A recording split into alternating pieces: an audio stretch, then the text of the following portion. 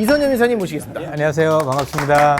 당장 내년부터라도 괄목할 만한 성과들이 많이 나올 거라고 보는 게 향후 몇 년 동안 좋은 기회가 있을 거라고 생각을 하고 있습니다. 아주 짧은 인트라도 좀 제가 볼 땐 정말 혁신적이고 메가톤급 같은 기업들이 나올 것 같아요. 사기만 하면 올해는 이래도 되나 싶을 정도로 수익이 많았던 것 같거든요.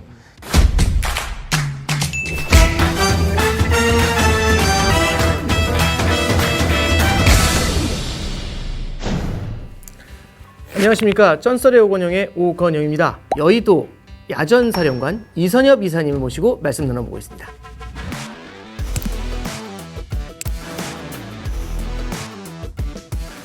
과거의 패턴을 보면 금융위기 이후에는 아무래도 신흥국은 별로였고 미국 주식은 굉장히 좋았잖아요. 그 신흥국의 대표 중에 하나가 박스핀 한국이 되는 건데 그렇습니다. 만약에 기존의 패턴이 유지가 된다면 미국 주식이 여전히 더 낫다고 생각할 수 있을 거고 아니면 또 변화가 나타난다고 생각하면은 한국 주식이 맞을 수도 있다라는 생각을 할 수도 있는데 미국 주식과 한국 주식, 우리나라 주식이 갖고 있는 매력이 뭐가 있을지 조금 좀 다르다라고 생각을 하는데 미국이라는 국가가 40년 만에 변화는 하지만 웃긴 게 뭐냐면 그 변화하는 과정 속에서 미국의 수혜가 별로 없어요. 미국이 세계화라는 이름은 어떤 의미가 있는 거냐면 나이키라는 본사는 미국에 있는데 공장은 조금 더 싸게 만들 수는 먼저 한국에 옮겨 그랬을 거 아니에요. 근데 그 공장들이 40년 동안 나갔다고 생각을 해보세요. 거기에 기반 시설이 있겠습니까? 얼마나 거기에 기반 시설이 없었으면 러스트 벨트라는 표현까지 썼을까요? 아무것도 없어요. 그러면 지금 미국이 변화하기 위해서는 그 변화와 관련돼서 일단 인프라부터 깔고 그걸 구축하기 위한 시스템이 필요한데 그걸 가진 국가가 글로벌에서 잘하는 국가 딱 둘밖에 없어요. 그런데 그게 중국과 한국이에요. 그 한국과 중국 안에서 IRA라는 걸 통해서 중국을 배제시켰잖아요. 그래서 사실 미국이 변화할 때 가장 큰 수혜는 어이없게도 한국이 모든 수혜를 다 보고 있습니다. 그게 배터리 관련 기업이고 송배전 관련 기업들이고 조선도 마찬가지로 한국 경제가 그렇게 안 좋고 9월 위기설이 나오는데도 불구하고 열심히 버틸 수 있는 건 한국 경제 때문에 오르고 있는 게 아니라 전반적으로 미국이 바뀌는 과정에서 가장 큰 수혜를 한국이라는 기업이 보고 있기 때문이라는 점을 우선적으로 말씀을 드리고 싶고 미국은 또 다른 거죠. 왜냐하면 미국은 최첨단 기술, 예를 들어서 아이폰이 처음 나온 것도 거기고 우리가 알고는 마이크로소프트에 이거 나왔던 것도 그렇고 AI도 마찬가지였던 거잖아요. 우리가 뭔가 세상을 바꿀 만한 혁신은 항상 미국에서 일어났던 것 같아요. 그런 측면에서 미국은 여전히 가치가 높다. 그런 어떤 새로운 혁신과 관련된 가치가 있을 때는 미국을 많이 보는 편인 거고 각각의 국가들이 뭔가 크게 변화했었을 때는 그 변화가 우리 기업들의 수혜가 없는지 피해가 없는지 그런 것들을 살펴보면서 시장을 바라보면 제가 볼 때 굳이 미국이 좋다 한국이 좋다가 아니라 각각의 시장에서 우리가 볼 수 있는 아주 좋은 기업들이 많아진다 이렇게 판단할 수 있는 것 같습니다. 한국 경제 같은 경우에 특히 중국 성장에 대한 우려가 좀 커지는 것 같은데요. 중국 경제 둔화가 한국 주식 투자에 미칠 영향에 대해서 어떻게 생각하시는지 궁금합니다. 사실 부정적인 게 맞죠.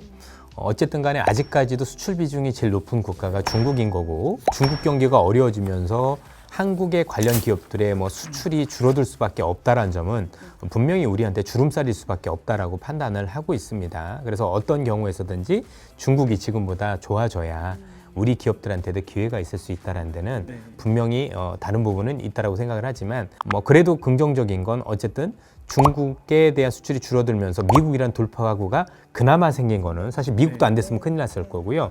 많은 분들이 중국에 대해서 지금 바라보는 시각이 저는 최소한 중국이 최악은 지났다라고 판단을 해서 바닥을 찍었다라는 데 이견이 없습니다. 지금 글로벌 IB들도 마찬가지고 최근에 중국이 취하고 있는 여러 가지 조치들을 보면 기존에 있었던 부동산과 관련된 구조 조정을 끝내고 이제는 부양 쪽으로 바뀌었다라는 정책적 의지를 확실히 보여줬다라고 판단을 할 수 있을 것 같고 중국도 우리가 옛날만큼 좋아지지 않을 거라는 데에 있어서도 저도 이견이 없고 그래도 우리가 생각하는 것보다 덜 나쁘다라는 정도 그리고 어쨌든 최악은 지났으니 아주 소폭이나마 계속 개선된 쪽으로 갈 가능성이 높다는 쪽에 무게를 두고 있어서 이것도 이제 우리 기대만큼은 아니다 하더라도 어쨌든 간에 경제에 조금은 저는 보탬이 될 수 있을 거라고 생각을 하고 있습니다.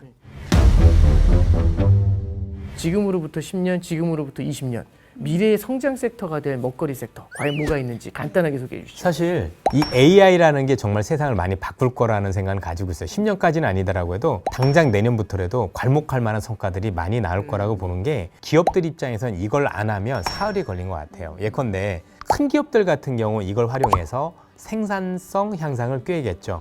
그러니까 우리 표현으로 비용을 많이 줄이겠죠. 그러면 그 비용을 줄여서 물건을 생산하는 기업과 안 그런 기업은 가격 차이가 많이 날 거 아니에요. 생존에 문제가 있을 거라고 생각을 하고, 그렇지 않은 현재 일반적인 어떤 그 AI 관련해서도 성능이 너무 대폭적으로 개선되다 보니까 사실 우리 생활을 바꿀 수 있는 게 많은 것 같아요. 제가 그래서 최근에 뭐 AI와 관련된 스타트업들을 많이 찾아보는데 2010년대 중반하고 비교를 해드리는데 그 당시에 LTE 또는 5G라고 하면서 이 휴대폰에 대한 속도가 엄청 빨라졌잖아요. 이게 빨라지면서 나온 게 플랫폼이에요.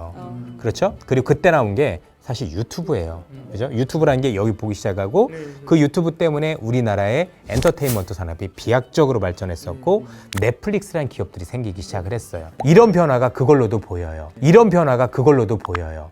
그러니까 단순히 그게 시작이 됨으로 인해서 파생되는 새로운 산업들이 굉장히 많이 나올 것 같다라는 생각을 가지고 있어서 사실 어떻게 형태가 변하고 이 기업들이 어떤 식으로 사업 모델을 가져갈지는 조금 더 지켜봐야 되겠으나 사실 이걸로 인해서 뭔가 기존에 있었던 5G나 LTE만큼의 변화가 있을 거라는 건 확실히 보이더라는 얘기죠. 그런 사업 모델 어떻게 찾아가는지 같이 공부를 해보면 저는 여러분들이나 저한테 향후 몇 년 동안 좋은 기회가 있을 거라고 생각을 하고 있습니다. 스타트업을 말씀하실 때는 미국의 스타트업뿐만 아니라 우리나라 스타트업을 많이 보시는 거죠. 같이, 예. 실제 경쟁력이 좀 우리나라 스타트업들이 강한 편인가요? 어떻게 보세요? 일단은 두 가지로 나눠서 볼 수가 있는데요. 스타트업 기준으로는 우리나라 기업들은 굉장히 강하고 조금 안타까운 얘기지만 파운데이션 모델 기준으로는 우리 기업들이 많이 열위에 있습니다. 파운데이션 모델을 만들 때는 사실 누가 더 많은 데이터를 누가 더 좋은 컴퓨터로 누가 더 많이 딥러닝을 했느냐인데 결국 돈 싸움인데 보세요. 미국 기업 대비 한국 기업들은 제일 잘하는 기업도 10분의 1이잖아요. 10분의 1이면 그 성능을 따라갈 수 있다고 생각을 하세요? 사실 불가능한 얘기거든요. 그죠? 재밌는 거 뭐냐면 기존에 만들어 지금 이 큰 회사들이 만든 파운데이션 모델을 바탕으로 파생 모델을 만드는 애들이 있어요. 그 메타라는 데서 라마라는 AI를 만들었고 이번에 2까지 나왔지만 1이 나왔었을 때도 무서운 일이 벌어졌던 게 뭐냐면 스탠포드 대학교에서 여기 있는 걸 가지고 2주 만에 자기만의 파생 모델을 만들었어요. 그걸 알파카라고 불렀는데 그 알파카라는 모델 자체가 성능이 어마어마했어요. 근데 중요한 건 돈이 1,000만 원이 안 들었다는 거죠. 두 번째가 이제 비쿠나라는 프로그램을 또 버클리 대학에서 만들었는데 역시 2주밖에 안 걸렸고 비용이 얼마 안 들었어요. 역사상 또 처음으로 스타트업이 어떤 일이 벌어졌냐면 우리가 알고 있는 스타트업들의 장점과 단점이 있다라면 장점은 아주 핫한 기술을 그죠? 남들이 가지고 새로운 이런 혁신적인 기술을 가지고 있다라면 단점이 돈이 없는 거였었어요. 그죠? 근데 이 AI는 그 돈이 필요가 없어요. 왜냐면 비용이 얼마 안 드는데 혁신적인 걸 낼 수 있어요. 그래서 재무 구조가 좋은데 엄청나게 혁신적인 기업들이 많이 나올 것 같고 파생 모델과 관련해서 어떤 모델이 제일 좋은지 그걸 먹이는 사이트가 허깅페이스라는 데가 있는데 그 허깅페이스에서 1등하는 기업이 한국의 스타트업 기업이에요. 그래서 아마 한국에서 그런 스타트업과 관련 기업들을 잘 살펴보시면 제가 볼 땐 정말 혁신적이고 메가톤급 같은 기업들이 나올 것 같아요. 다만 이런 것도 한번 아이디어로 볼 수 있는 게 큰 기업들은 스타트업한테 맡기진 않을 거 아니에요. 기업 그룹 내에서 그 역할을 담당한 애들이 있죠. 그 역할이 커지면서 수익성이 좋아질 수도 있지 않을까요? 이런 아이디어도 보시면 좋을 것 같습니다.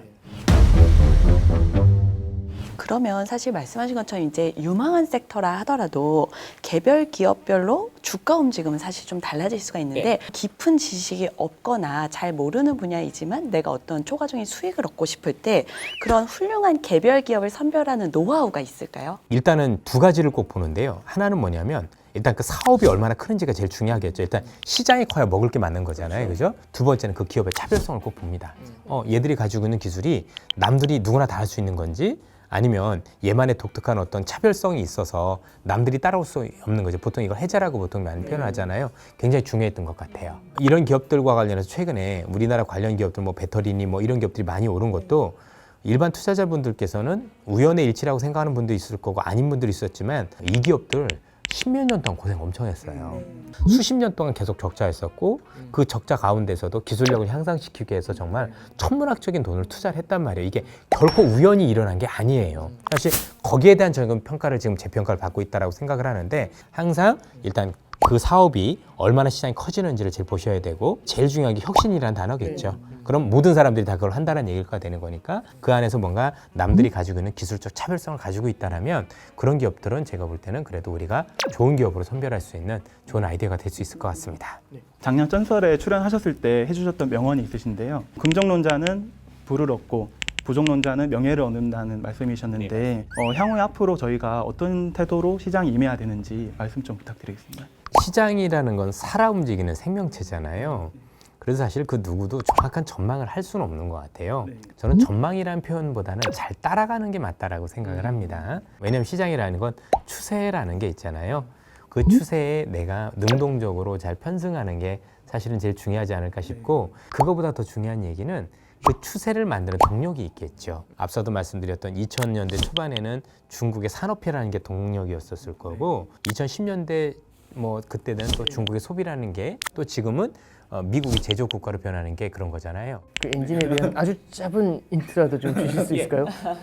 저는 미국의 산업화라고 생각을 하고 있어요. 일반적으로 IT와는 다르게 이렇게 산업화 과정에 있는 투자는 사실 1, 2년 내에 끝나는 경우는 없어요.